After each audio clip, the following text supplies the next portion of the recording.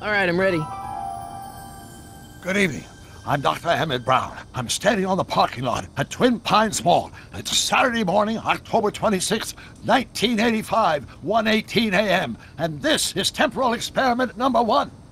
Come on, Einie. Hey, boy, get in there. That boy. In you go. Get down. Get your seatbelt on. That's it. Whoa, okay. Please note that Einstein's clock is in precise synchronization with my control watch. Got it? Right, check, Doc. Good. Have a good trip, Einstein. Watch your head.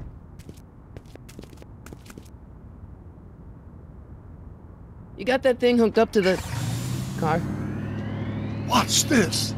Yeah, okay. Got it.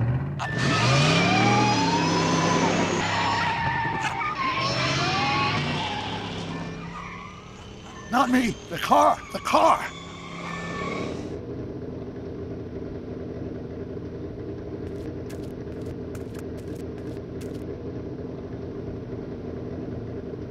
If my calculations are correct, when this baby hits 88 miles per hour, you're gonna see some serious shit.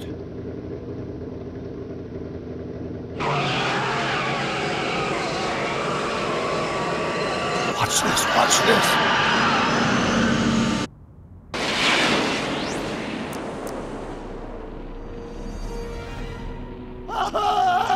What did I tell you? 88 miles per hour! The temporal displacement occurred at exactly 1:20 a.m. and 0 seconds! Hot Jesus Christ. Jesus Christ, Doc. You disintegrated Einstein. Calm down, Marty. I didn't disintegrate anything. The molecular structure of both Einstein and the car are completely intact. Where the hell are they? The appropriate question is, when the hell are they? You see, Einstein has just become the world's first time traveler. I sent him into the future. 1 minute into the future, to be exact. And at precisely 1:21 a.m. and 0 seconds, we shall catch up with him and the time machine. Wait a minute, Doc. Are you telling me that you built a time machine out of a DeLorean? The way I see it, if you're gonna build a time machine into a car, why not do it with some style? Besides, the stainless steel construction made the flux dispersal. Look out!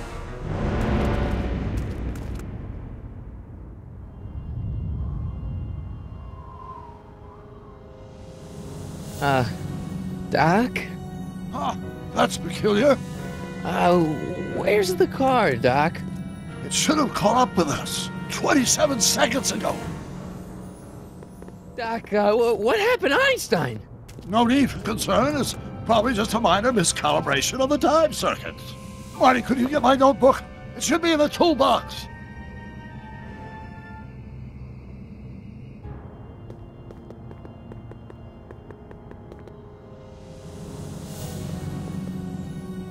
Notebook. Got it. Flux capacitor? That's it!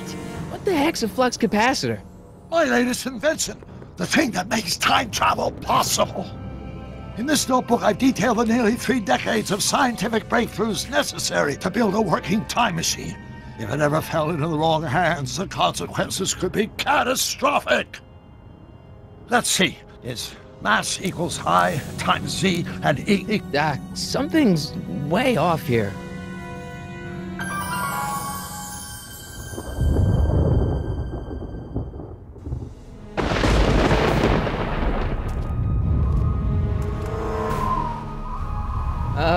Doc?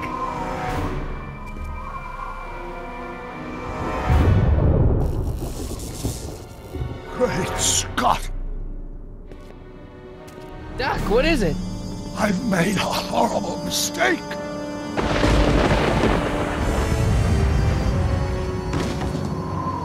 Doc! No! I'm sorry, Marty. Doc, come back! Doc!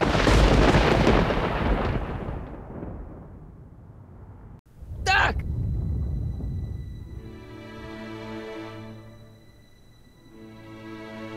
Marty, is everything okay? Yeah, Mom, it was just a nightmare. I was in the past, and Doc was there. Well, you're safe and sound now, back in good old 1986. But you'd better get up. Your father's waiting for you. Huh? Weren't you going to meet him over at Doc's? Holy crap, I'm late!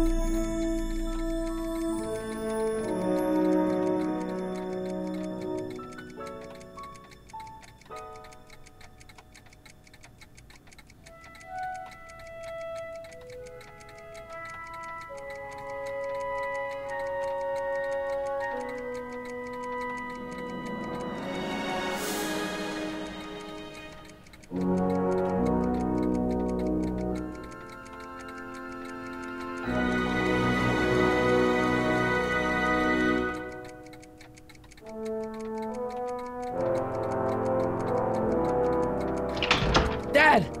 Are we too late to stop the sale? Better late than never. You wouldn't believe how much rare stuff there is back here. That's Doc's stuff. The city has no right to. Now, son, I know you're upset, but your friend's been gone for months, and the city really seems hell-bent on using his land for that new parking garage. And, hey, is that a first edition Jules Verne? It's just not fair. But at least things can't get any worse. Hey, Marty! Hi, Biff. Come to see if the old crackpot had any buried treasure? Nah, I guess I'm just remembering.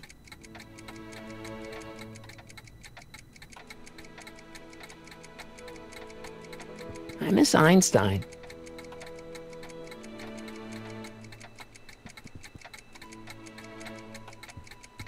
Hey, let me... Now, Biff, leave Marty alone. This is a very emotional time for him. Oh, sure. Sorry, Marty.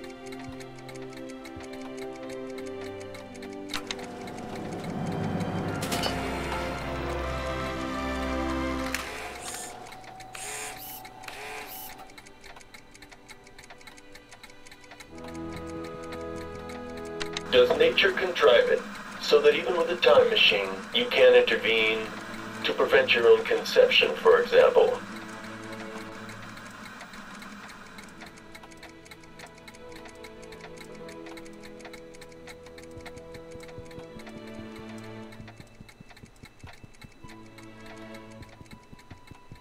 Hey, Dad. Who's running this sale anyway? Oh, that'd be me, son. You? Why? Well, once it became apparent that the bank was going through with the sale, I volunteered to oversee it in order to make sure that Doc's stuff would be treated with a modicum of respect. Isn't that right, Biff? You got it, Mr. McFly. I'm telling you, this sale is a joke. Doc's only been gone for a few months, and I happen to know... Yes, you've told us he's not dead. He's on a trip. Let's say you're right. Have you considered that this trip may not have been entirely voluntary? I hate to say it, but Doc's run up some pretty sizable debts around town. Maybe he's just hiding from his creditors. You got Doc wrong. Sure, maybe he's not so good with money. That's just because his mind's always on bigger things. But he's still a straight-up guy. He'd never run away from his problems. Well, you know him better than I do, son. But the bank is within its rights to sell off his stuff. Maybe you should try to find some things to remember him by before Biff grabs them all. What's Biff doing here? He wasn't a friend of Doc's. It's a public sale, Marty. Everyone's allowed. Even Biff. About Biff, Dad, I know you're trying to help. He talks a big game, son, but he's not so tough. I've been dealing with him a long time. Believe me, I can handle him. So can I. I guess you can. Okay, son, I'll stay out of your way. You know where to find me. Do you think dreams can predict the future? Well, you know I don't go in for that mystical stuff, but I do think they can reflect how you're feeling about the future. What did you dream? Oh, just weird stuff about Doc. Well, that's understandable, don't you think? I guess, but I feel like it was telling me something. I'll keep looking around. Thanks, Dad.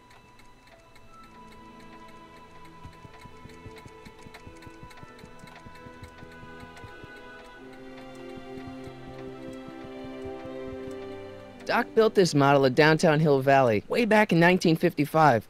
The clock tower in the courthouse even works. What the? Is that Doc's notebook in there? Hey, that looks just like the courthouse. You gotta hand it to the old coot. He was good with his hands. Biff, can I see that a minute? This would look great in my fish tank. Give the old carp something new to nibble on. You know, you and my folks go way back. Yeah, so? So how about letting me have that model courthouse, for old time's sake? No, I think I'll keep it. Give it here, Biff. Well, well, look at what we have here. Looks like plans for something. What's a flux catheter? It's none of your business. Doc asked me to... Brown's worm food, kid. But this looks like it might be worth something. Ha!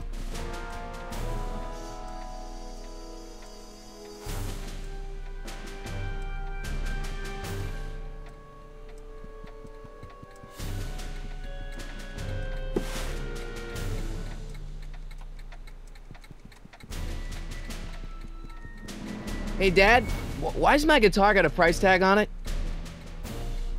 Sorry, son. Must have been an overzealous clerk.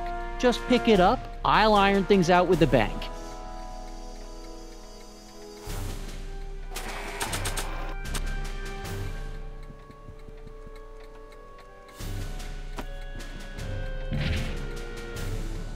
Here's an oldie, but a goodie. 1, 2, 3. Hey, look, it's Chuck Butthead. Let me show you how it's done. Well, it's 1 for the monkey, 2 for the snow, 3 to get ready now. Go, Scott, go.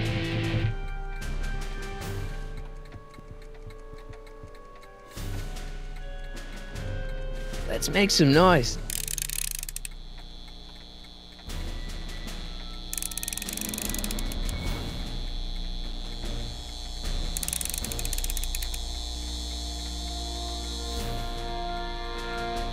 And now, something your kids are really gonna like.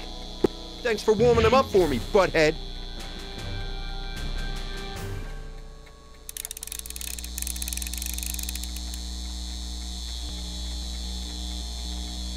Now watch me blow the lid off this joint. Whatever you say.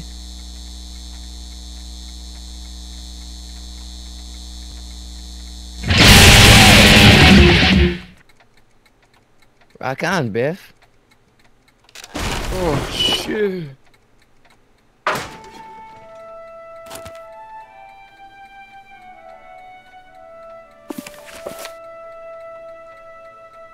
Doc, where are you?